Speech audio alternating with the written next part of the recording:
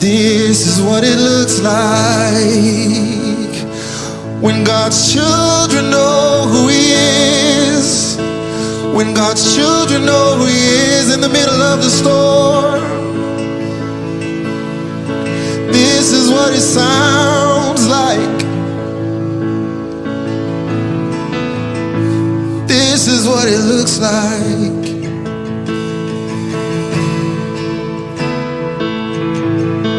Jesus.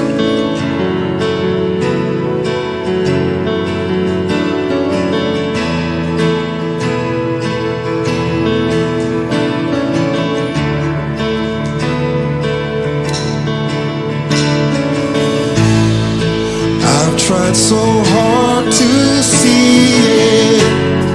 It took me so long to believe it, that you choose someone like me to carry your victory. Perfection could never earn it. You give what we don't deserve, and you take the broken things and raise them to glory. You are my champion, and giants fall when you stand undefeated. Every battle you've won, and I am who you say I am.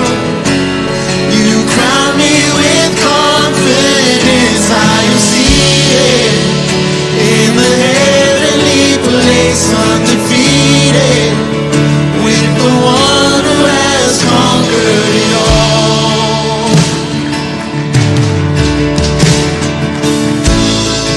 And now I can finally see it, teaching me how to receive it. So let all the striving cease, 'cause this is my victory. You are my champion, and giants fall when you stand undefeated.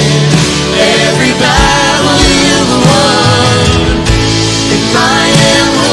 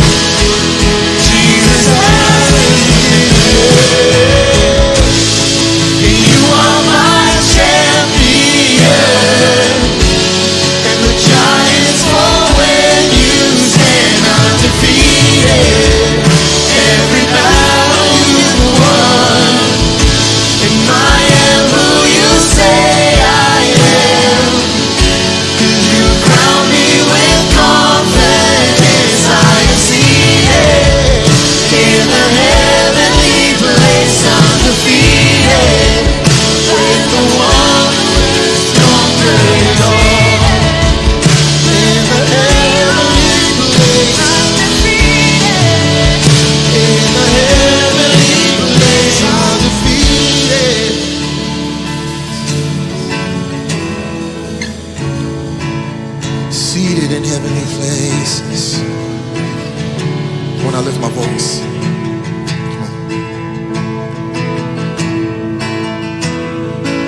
When I lift my voice and shout, every wall comes crashing down. I have the authority that Jesus has given me. When I open up my mouth, miracles start breaking out. I have the authority that Jesus has given me. Can you guys picture David singing this out as he's walking towards this giant? And he's got everybody around him. It's just like what we're in the middle of right now. We're in the middle of it right now. David is standing in the face of this giant, and everybody around him is fearful. Everybody around him is afraid in that moment. But there's something inside of him. There's a song inside of him, just like this very song right now, that knows the authority that he carries, that knows the God who's got his back. And I can just picture David as he's walking towards the giant, and this song is just stirring inside of him. The song is stirring inside of him as the giant's sitting there laughing at him and mocking him and mocking God. But there's this rage on the inside of him because he's seen what God has brought him through. He's seen the faithfulness of God in his life. And I believe that giant fell the very moment he opened up his mouth and said, I'll defeat you in the name of the Lord. The victory was won in that moment. Let's just sing that one more time.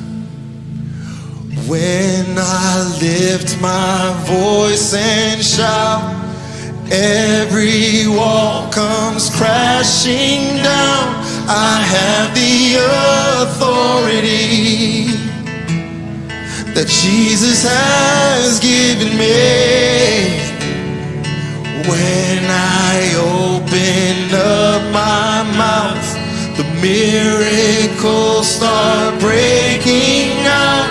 I have the authority that Jesus has given me. One more time. When I lift my voice, every wall, I have the authority that Jesus has given me. And when I open up my mouth, the miracles, I have the authority that Jesus has given me. 2 Corinthians 9:7 and 8 says, you must each decide in your heart how much to give. And don't give reluctantly or in response to pressure, for God loves a person who gives cheerfully. And God will generously provide all you need. Then you will always have everything you need and plenty left over to share with others. Your generosity allows Newsoul Ribera to produce and broadcast services to people in need of hope. And your giving helps provide a way to keep meeting together online during the COVID-19 crisis. You are also helping to provide food and other essentials for people in the valley. We have 2 quick and easy ways for you to give. By mail, Newsoul Church Ribera, 7311 Glen Rio Road Northwest, Albuquerque, New Mexico, 87121. Or you can give online, newsoulribera.com. That's newsoulribera.com.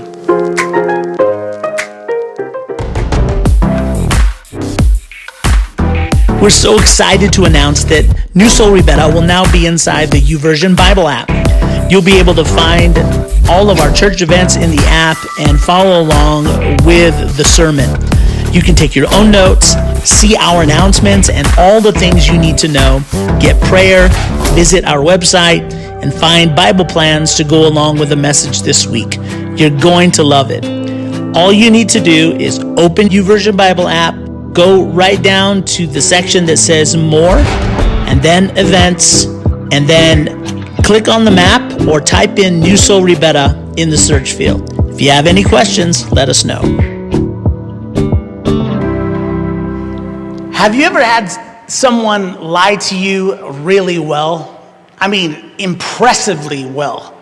They were telling a story, a narrative so well that was false, that was completely false, but they were doing it so well that you were just amazed at how well they were into their story, their lie, and you're watching them and you know the truth, you know that they're lying to you, but you just want to see how far they go. The level of detail, the twists and turns, maybe they acted it out, they poured their emotions into it, their level of voice rose and fell. And they figured that if they poured on enough of a show, that you would be, or it may have been you telling the story, that if you poured on enough of a show, if you had enough of a show that they were telling to you, you'd be so distracted by the incredible detail and this amazing tale you were telling that they would forget that it wasn't true. They were more interested in being believed than they were in being truthful. You know, when someone makes a promise to you that they don't intend to keep, or they lie to you, it does say something about how they value you, right? When we get lied to, when someone doesn't come through for us, it says a lot to us about where we rank in their priorities. Have you ever been lied to by someone you love or someone you respected and you saw them break a commitment to you? And there's something about that, isn't it? That it has the power to hit us deep down in our soul. It has a ripple effect in ways other types of behaviors don't. It can poison our soul. It can break our heart. And it has the power to change us. One of the unintended consequences of people who lie to us or who break their commitments to us is that it can make us jaded and suspicious. Have you ever been that way? Have you ever felt that way where something's happened to you and now you're jaded and now you're suspicious of everyone? And the problem with that is, who wants to live in a neighborhood where everyone is jaded and suspicious? Who wants to go to a school where everyone is jaded and suspicious? Who wants to work at a company that everyone there is jaded and suspicious? Our culture that we live in right now, it is so intense, and there is so much pressure to say the correct thing and to not be offensive, that there is a lot of generalities being spoken. People are vague in what they say because no one wants to make someone mad, especially if you're a politician. If you're a politician right now and you don't say the right thing regardless of what political party you are, if you don't say the thing that the people who got you elected want you to say, if you tell the part of the story that's not the full story, but maybe just the part of the story, that the truth they want you to tell, if you don't say the right thing, you won't be reelected. If you're a business owner right now, you have a company right now, or you're a church leader somewhere right now, or a leader of anything right now, education, health policy leader, government leader, if you don't say the right thing right now, or do the right thing right now, or tell the version of the truth that people want you to tell right now, you could lose your job, or you could lose your business. People won't buy from you anymore. news outlets right now are facing the same pressure. Celebrities face the same pressure, where you have to say the thing that everybody, the most offensive thing. The problem with that is that it has created a culture that we live in that is exhausting.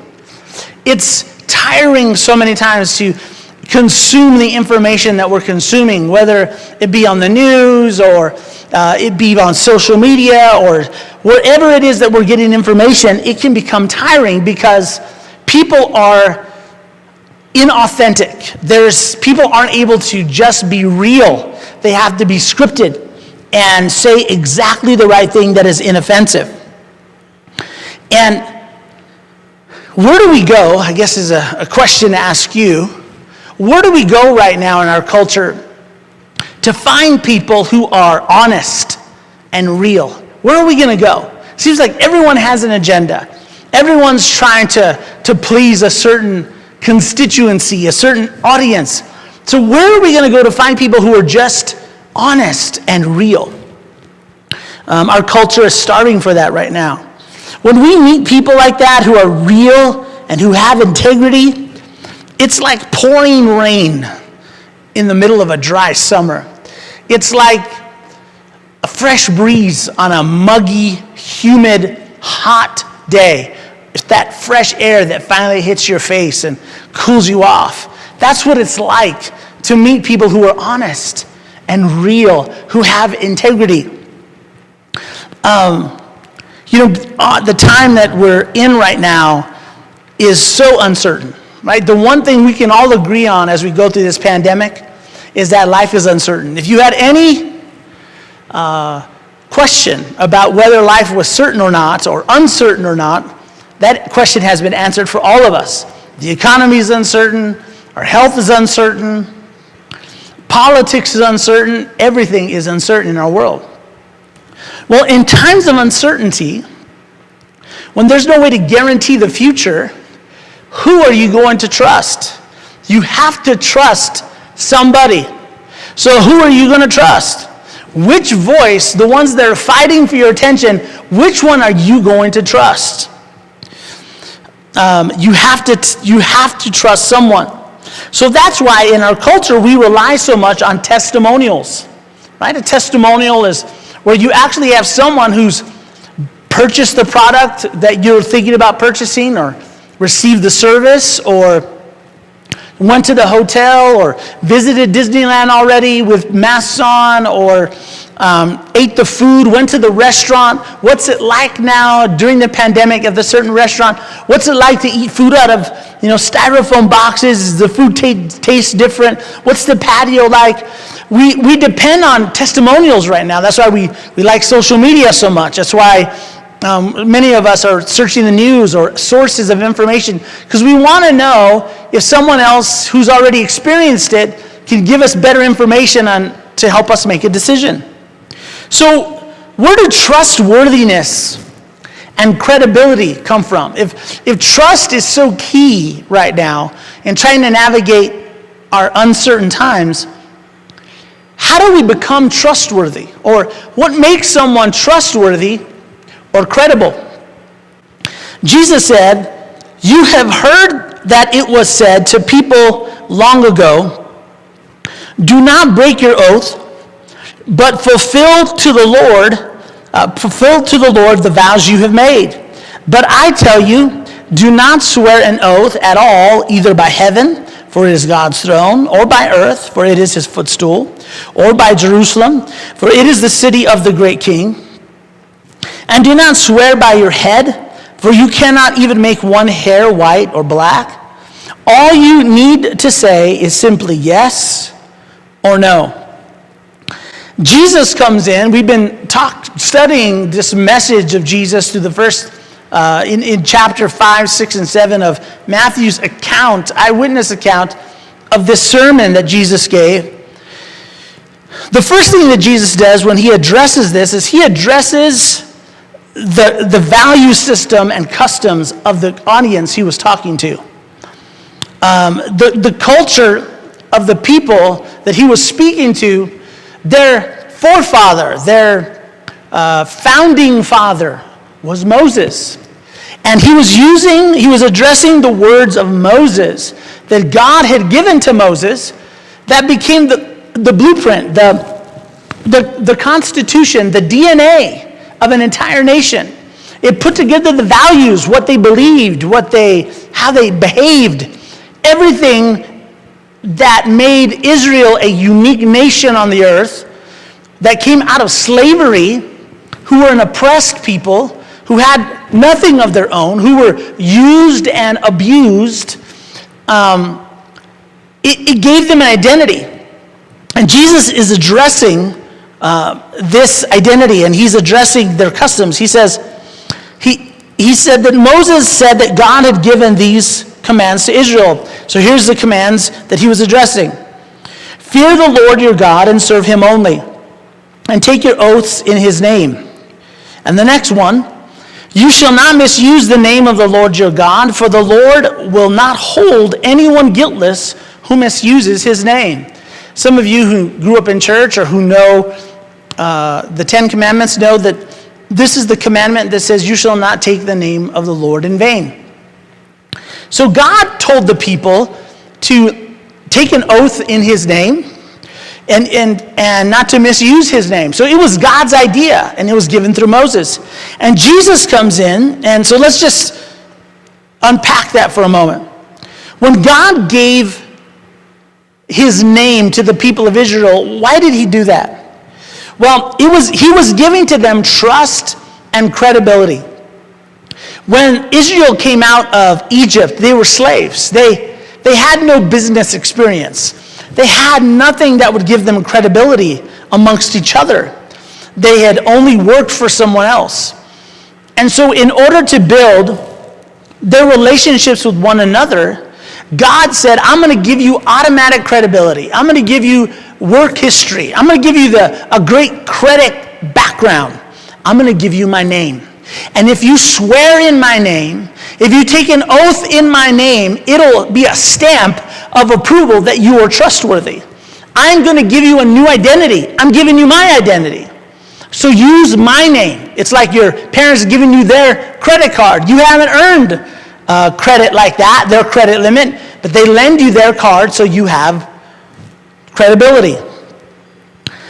And he said, if you vow or say, I take an oath to, it immediately gives you trustworthiness. So, for example, someone in that day would say, well, I vow to the Lord that I will take care of your sheep, in a good way. And so that gave you credibility. So they agreed to do business with you. We have that in a modern sense, right? You've seen it. You've seen the place on the side of the road. It might be Lucy's Christian hairstyling shop. And she has a cross and a Jesus fish. And so she's appealing to your Christian nature. And so she's using symbols that will get you in the door. It's a marketing strategy, right? And what she's hoping is that gives her credibility. And you and I, if you've been around long enough, you've known that doesn't always give you the best credibility because somebody has a symbol in their name, in business or in life. But Jesus speaks and he says, but I say. So we can't just ignore this. Jesus is saying something revolutionary. He is making himself the new authority. He was saying that the old had served its purpose. Moses had his time. The laws that the people lived by had served their purpose, but now he was here.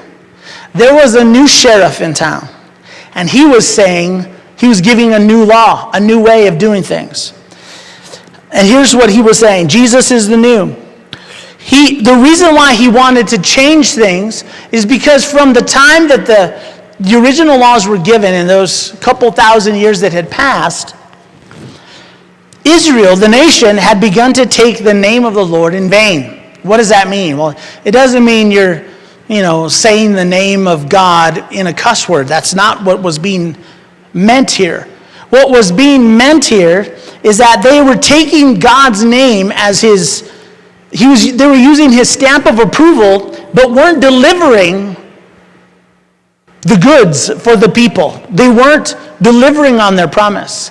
They didn't have excellence. They were mistreating each other while using the name of the Lord for their own advantage. Testimonials work until they don't, right?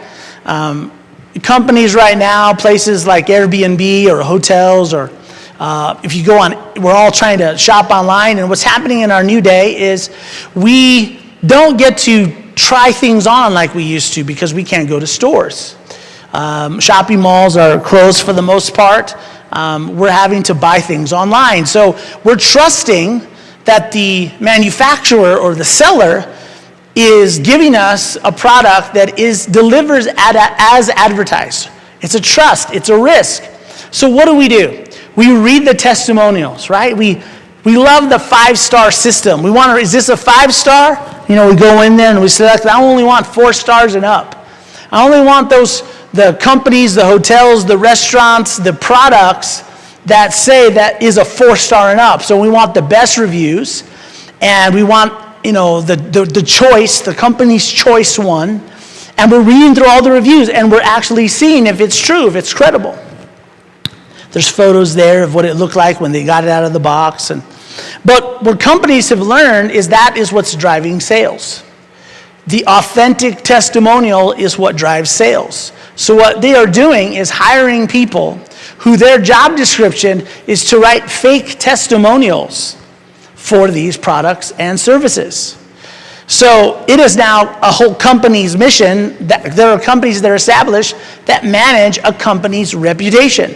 That's what they do. So, in other words, the authenticity of the testimonial is now gone. So, the same thing had happened in the lives of the people of Israel. They began to use the name of the Lord in vain. What had happened is now they had options. But when, at the beginning, they needed God's approval to begin a relationship, a business relationship, for example. But now they had options. And they only took the jobs, for example, that was best for them. And they said no to the other ones, even though they had made a commitment to stand by that other behavior or those other agreements. They had found a loophole. They began to swear by other things. So they were still swearing on things that sounded like God, but weren't really God, and it gave them a way out. Jesus said, don't swear an oath at all, either by heaven, for it is God's throne, or by the earth, for it is his footstool, or by Jerusalem, for it is the city of the great king. And do not swear by your head, for you cannot even make one hair white or black. If they didn't keep their promise, they would say, well, I swore on this object. I swore by Jerusalem. I swore on the earth. I swore on the sky. So it didn't really count because, it was more like you can pencil it in, right? It's not pen. Penciled it in. I tried, but it didn't really take, right? I didn't swear by God, so they got themselves out of it. And what they were really doing was playing word games. It's like the little kid who holds 2 fingers behind their back when they're telling a lie. Jesus said heaven belongs to God. So if you're swearing by heaven, that belongs to God. Earth belongs to God. Jerusalem, the sacred city, that belongs to God. You're made in the image of God, so you don't even have power over yourself. You can't make your hair white or black. So Jesus was eliminating the separation between the sacred and the secular. He was saying, look, you can't separate this. God is everywhere, and God is in everything. Those of you who are business owners know that this is true. We talk about faith-based businesses, businesses that have a Christian focus. Well, any business owner will say it is a faith-based business. It takes faith to start a company and believe that in the future somebody's going to buy your products or services. It takes faith to hire an employee to believe that there's going to be enough to pay them. Jesus was saying there is no longer a separation between the sacred and the secular. God is in everything. So whatever you claim to get you out of it, God is there. So that's not going to get you out of the commitment you made. He said, blind guides, what sorrow awaits you? For you say that it means nothing to swear by God's temple, but that it is binding to swear by the gold in the temple. Blind fools, which is more important, the gold or the temple that makes the gold sacred? And you say that to swear by the altar is not binding, but to swear by gifts on the altar is binding. How blind! For which is more important, the gift on the altar or the altar that makes the gift sacred? When you swear by the altar, you're swearing by it and everything on it. And when you swear by the temple, you are swearing by it and by God who lives in it. And when you swear by heaven, you are swearing by the throne of God and by God who sits on the throne. In our day, we have attorneys, the court system, and government agencies to enforce contracts, which are just written or digital promises. But the ones that were breaking the promises in Jesus' day were the attorneys and the government officials. They were the ones who were supposed to enforce justice. You see, because not honoring your commitments is an act of injustice. Justice means that you treat everyone according to their value and what they're due.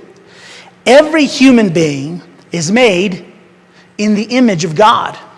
Whether you're a woman, or you're black, or Native American, or Hispanic, or Mexican, German, Irish, Scottish, every color, every creed, every human being is made in the image of God. Whether you have a handicap or not, whether you have a disability, a mental disability, mental illness or not, you are made in the image of God. And Jesus was saying, when you are making an oath, you should don't make an oath. When you make an agreement with someone, you should honor that agreement, not because you have called on some temple, but you honor the agreement because they're made in the image of God. James, Jesus' brother, said, but above all, that's important. But above all, my brothers and sisters, do not swear, either by heaven or by earth or with any other oath, but let your yes be yes and your no be no, so that you may not fall under judgment. So, how do we apply this? A few principles. How do we apply this in our lives? We are all going to be tempted to compromise our integrity.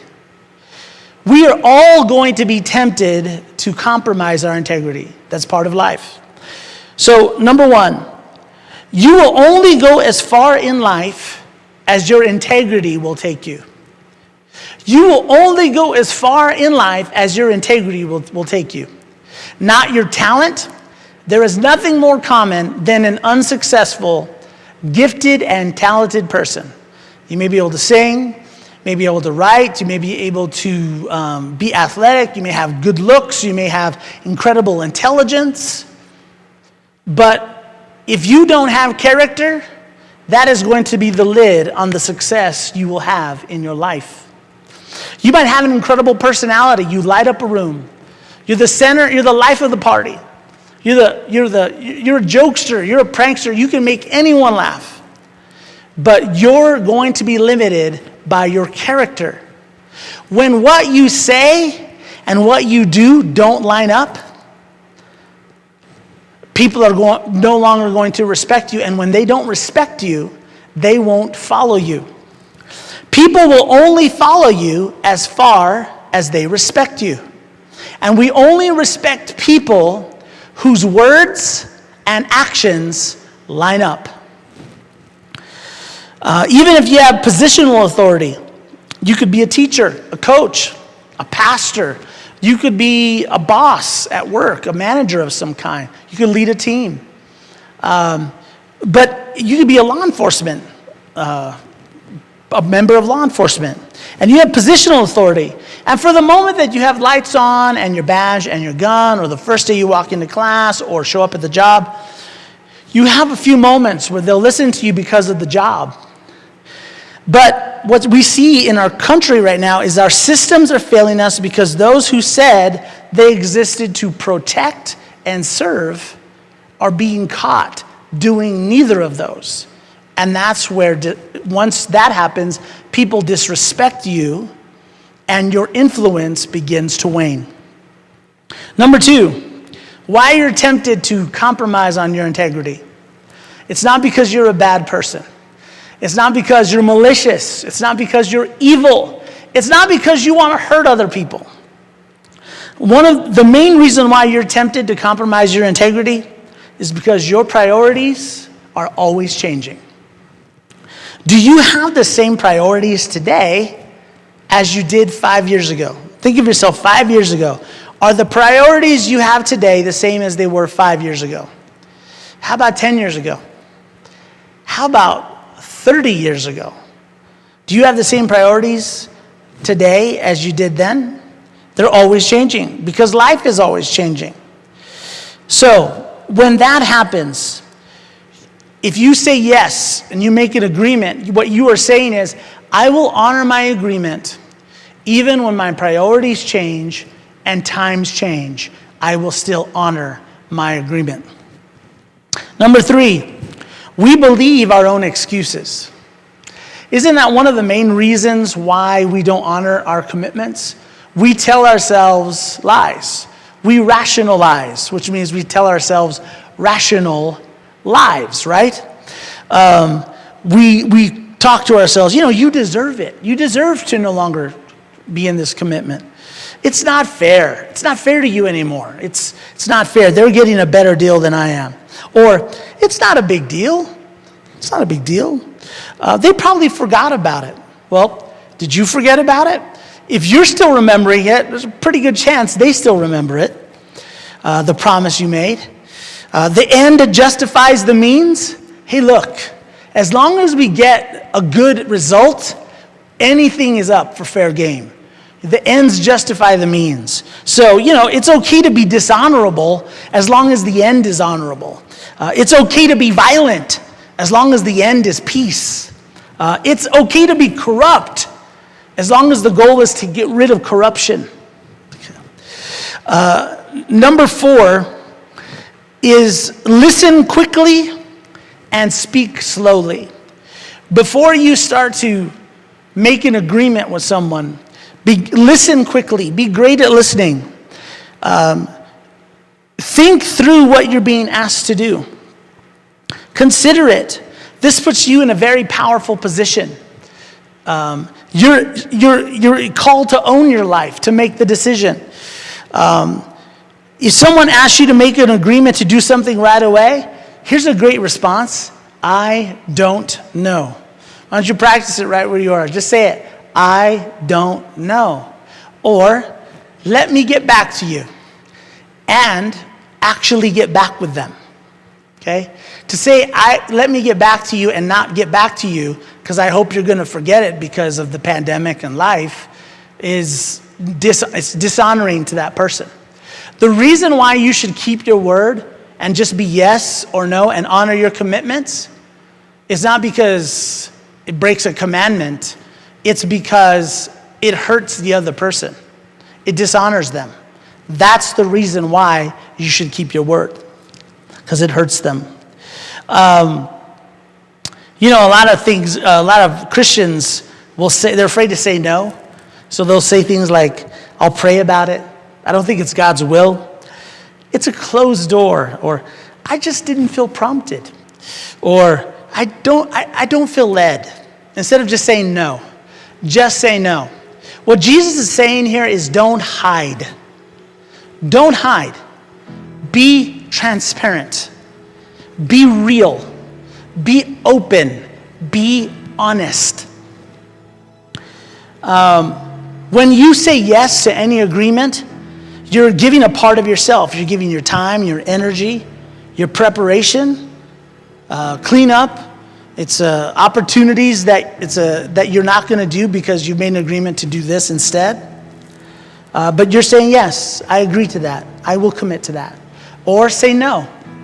It is not easy to say no. Some of you are people pleasers by your nature, You don't like to say no. It's hard for you to say no.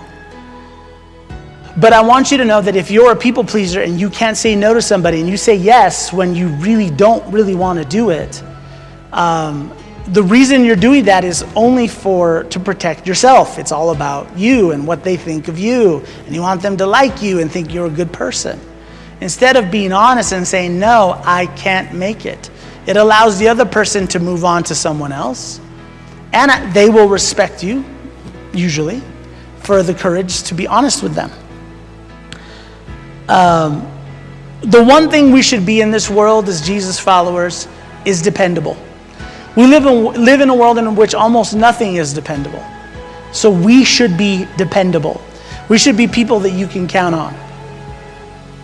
As we close today, if you're not a follower of Jesus today, and you're watching because, I'm going to assume you're watching because you're interested in God. You're seeking spiritual purpose in your life. You feel empty. You're hungry for spiritual things. And you want to follow Jesus. I want to invite you to follow Jesus. I'm going to lead you in a prayer in a moment where you can come to know Jesus himself. Not a set of rules, not some ancient text, but Jesus, the real living Jesus alive. You can know him. But it first starts with honesty. You can never have a relationship with God unless you're honest. You have to be really honest with yourself. You can't be blaming others. You have to have the courage to be honest with yourself. God does not expect perfection, but he does expect honesty. Being honest, you have to own your life. It's your life, not your parents' life, grandparents' life. It's not your spouse's life, it's yours. What are you going to do with the life you have? Own your decisions. We all make bad decisions sometimes. It's part of life.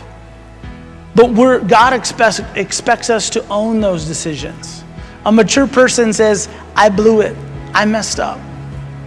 An immature person wants to run away and cover it up and blame someone else. So if you want to give your life to Jesus, I'm going to lead you through a prayer. It's a very honest prayer. Don't pray it unless you're willing to be honest. Okay, just pray after me. Say, Jesus. Right where you are, just say, Jesus, I give you my life. I need you. I've made a mess of my life. I've hurt others. I've hurt me. I've told so many lies. I've hidden for so long. I don't want to hide anymore. I want to come out into the open. I want to be honest. I want to be free. Give me a new heart. Fill me with your spirit. Change me on the inside. I give you my life. Please give me your life. And if you are a follower of Jesus, I want to encourage you to follow a little bit further. My challenge to you is, how many of you have unkept promises to friends, loved ones? The promises that you made that you're remembering right now, and you're hoping they forgot, but if you remember, they probably do too, that you need to follow up with. You need to actually keep your promise, even though it's been a long time. It's time to keep your promise. Maybe financial institutions. Maybe there's some debts you need to pay. Been dodging phone calls. Not opening mail. Because you made a commitment, but you don't want to keep it. I want to challenge you. Keep your commitment and follow through. Every time you follow through, you grow in character. You become more real. And the more real that you become, the more influence you will have, because your integrity will grow, and the more influence you have on other people because you live out what you say. Is your life talking as loud as your mouth? Are you living as strong as you talk? What we should be known for is not how loud we talk, or the religious words we use. What we should be known for is how we live our lives. Jesus said, let your yes be yes and your no be no. Don't add anything else. Your life should be the loudest thing about you in keeping your promise. Let's pray together. I'll lead you in a prayer as we close. Heavenly Father, I pray for my brothers and sisters who are struggling right now and needing the courage, who are terrified of having to keep promises and call people up and pay bills and deal with everything else that they need to keep commitments to. I pray you would give them courage. I pray you would bring to their remembrance promises that they might have forgotten. And I pray you would give them the courage and the strength to follow through. And I pray that all of us would not be known for the religious and church words that we say, but the loudest thing about us is that the way we live our lives, that we can be dependent on, that we have integrity wherever we go. I pray in the name of Jesus. Amen. As we close, I can't wait to see you. I miss you. We're doing Newsoul in the neighborhood. Some of you will be seeing us very soon in person, which I'm very excited about. Stay connected to our digital platforms. Connect with us on Wednesday night. We love you. We're praying for you. Let me speak a blessing over you. May the Lord bless you. May the Lord keep you. May the Lord cause his face to shine upon you. May the Lord be gracious to you. And may he give you peace. I love you.